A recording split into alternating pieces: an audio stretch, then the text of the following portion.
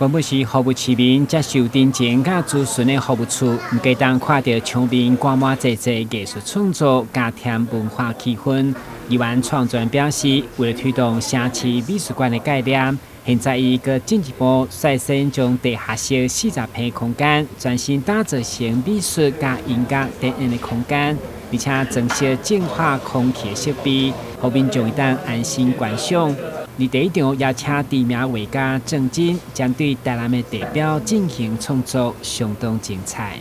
努力的去发现台南的城市之美，我们台湾的任何的这个好地方都是我的题材那我们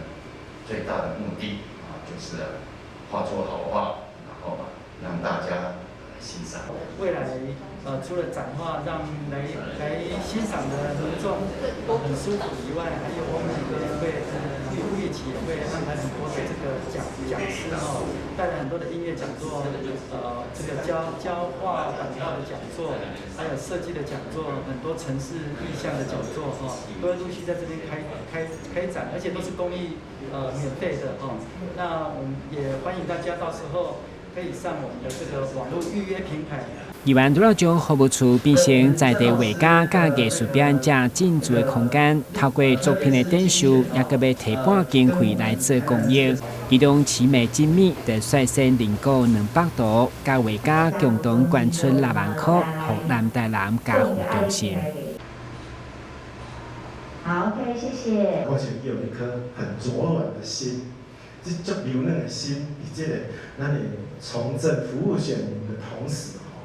就像他打造服务处是一个文化艺术空间，他同时用这样的心来陪伴，不只是相信，不只是除了家扶中心可以受惠，很多的社福团体、各个文化艺术团体也都会受惠到。这次的活动它的一个收藏都还会捐出20%以上的这个费用共同来帮忙家扶中心。那我们这一次也特别感谢。我们科工区的奇美精密工业王董事长特别抛砖引玉除了认购画作以外，也特别总共我们这个活动也第一次也捐出了6万块的现金，要给这个我们家扶基金会来做这个急难